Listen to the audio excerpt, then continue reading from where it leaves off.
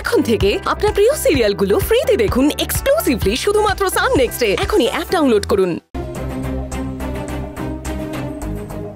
আরে মামা, বাবা,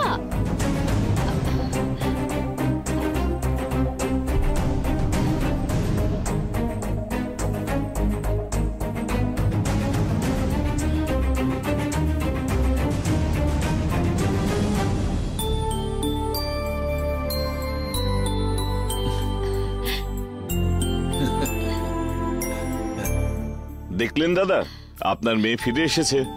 এবার আপনি খুশি তো? বাবা তুমি কেমন আছো? বাবা, মা বলল তুমি ভীষণ আপসেট, শরীরটাও ভালো নেই। কথা বলিস না, আমাদের দরকার নেই বলে আমাদের ছেড়ে চলে গেলি।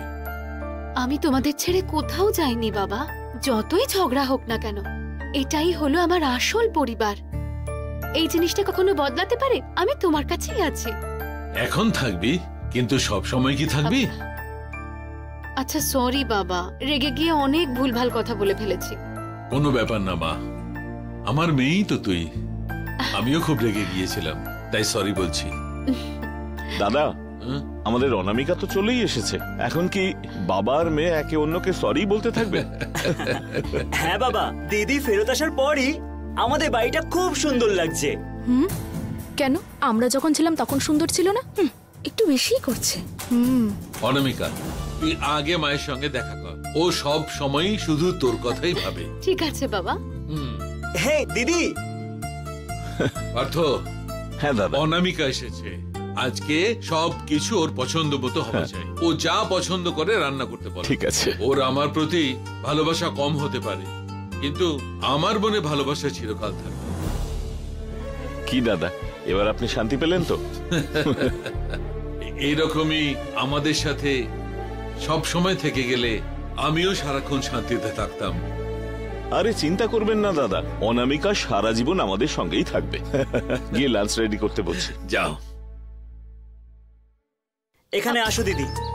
কি হয়েছে? কি করছো তুমি? এসব তুমি জেনে বুঝেই করছো তো? কেন? আমি আবার কি করলাম? কি করলে? সেদিন তুমি বললে নন্দনকে মেনে নিলেই তবেই তুমি এই বাড়িতে ফিরে আসবে।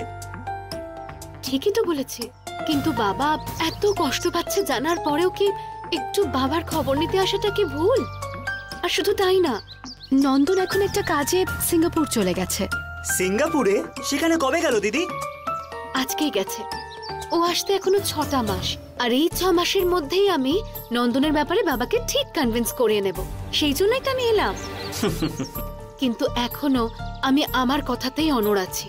থাকলে